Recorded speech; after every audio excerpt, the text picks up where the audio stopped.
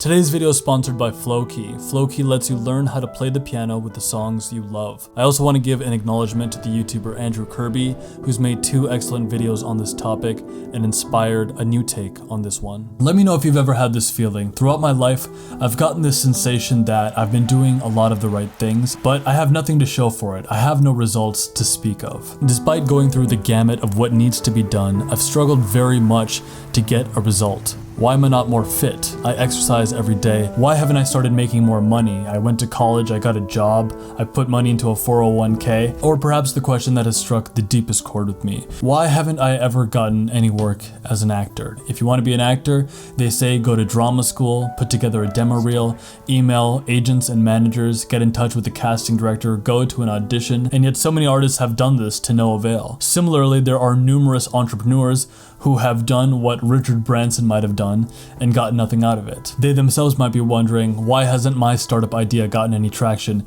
if I did what this other guy did? Now, for some of these questions, the problem can be clearly diagnosed to one focal point if properly analyzed. You're not fit because even though you exercise every day, you end up drinking a lot of orange juice and are consuming a bunch of hidden calories. In order to make and save more money, you would actually need to spend more time learning relevant skills and becoming more valuable. Valuable in accordance to what is in supply and demand right now. Or perhaps the reason you haven't made and saved more money is because there are some expenses that are leaving a hole in your pocket. But maybe for that last example, something with less defined points, it's hard to say what you would need to focus on to get a different result. There are too many variables, and the simplest answer would be to say probability. Most actors just don't make it. Most businesses don't succeed. In fact, 90% of any original thought or effort, it's been said, tends not to make it. In statistics and probability theory, there are 2 very important terminologies that people use to reference why something happens or the likelihood that something will happen.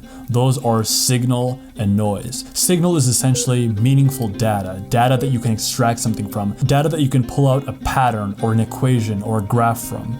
And the other one is noise. It's outside the scope of anything that could give you a meaningful result, and it most definitely is outside of the scope of what you can extract any knowledge from. What happens all the time in life and in our work is that we end up mistaking what is noise for what is signal. And this is a fallacy called overfitting. The name overfitting comes from the way statistical models are fit to match past observations. The fit can be too loose, in which case you would not be capturing as much of the signal as you could, or it can be too tight, an overfit model, which means that you're fitting the noise in the data rather than discovering its underlying structure. Let's say that we know what a particular data set should look like. It should look like a parabolic curve. For instance, this parabolic curve could, generally speaking, model what it's like to be a professional athlete, since players tend to be better performers at the middle of their career rather than the beginning or the end. However, we do not get to observe the underlying relationship directly. Instead, it manifests itself through a series of individual data points, and we have to infer the pattern from those data points. Maybe the data points in the graph should look more like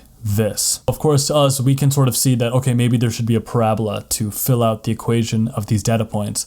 But if you didn't know the underlying principle in advance, and we rarely do, then perhaps you might be tempted to overfit the points. You might make an equation that looks like this. Instead of one generic, simple quadratic expression, you use a whole series of complex functions to make every peak and valley fit. Every data point is overly matched. But this doesn't translate to the real world, to useful information that you can work with. Here's an example of this. You might look at any individual successful person or even a whole series of successful entrepreneurs and see that they all wake up at 5 a.m. And you yourself start trying to wake up at 5 a.m. and instead of being more successful, you just find that you're getting more depressed and anxious because your body just wants to wake up a little later and sleep a little longer. Maybe there's something in the genetics of those entrepreneurs that just makes them need less sleep than you. But in your efforts to mimic what they're doing, you try to do what they're doing. You try to wake up at 5 and it's causing you tremendous strain. What you've done here is taken the specific and applied it general. Instead, what we should be doing is perhaps looking at the underlying principle, if we can figure out what that is. Perhaps what the underlying principle of success here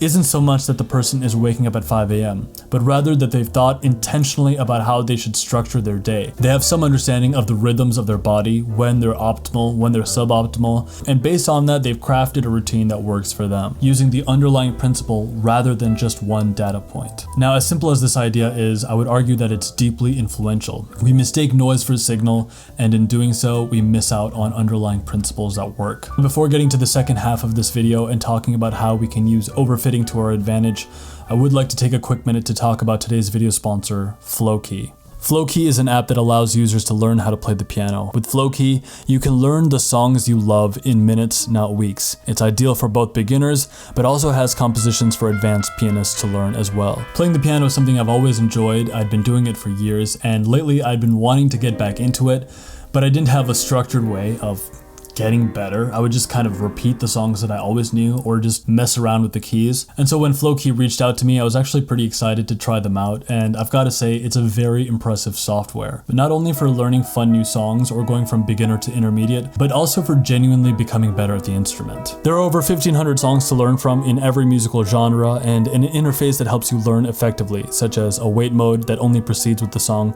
if you play the right note, loop in which you can replay a certain section over and over to perfect it, and slow down, which reduces the song to 75% or 50% of its original speed.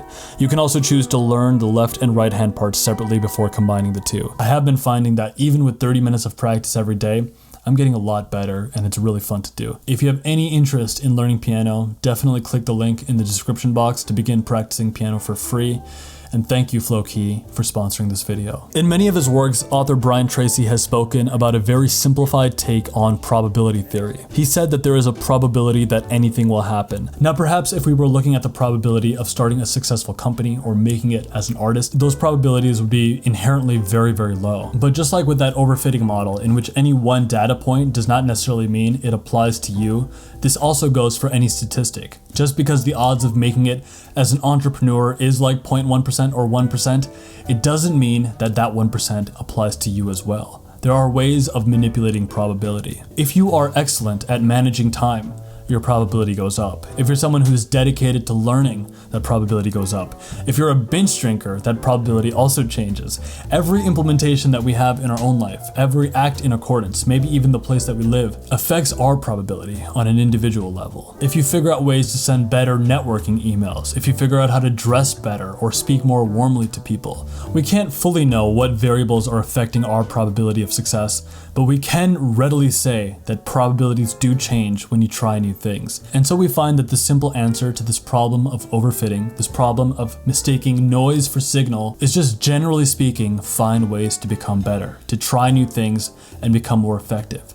You don't know which variable you hit will make your odds go up, but you can readily trust that if you keep trying new things, implementing them on an individual level, you can manipulate the odds. In the games Pokemon Ruby and Sapphire, there's a particular section of the game where the odds of catching a Pokemon is incredibly rare. That Pokemon is called Feebas. It shows up on 6 tiles of water out of 436. Does this mean that no one's ever caught a Feebas? On the contrary, people have applied this principle in a game which they would never bother to apply to in real life. In real life, we would say, oh, the odds of getting this is 1.376%.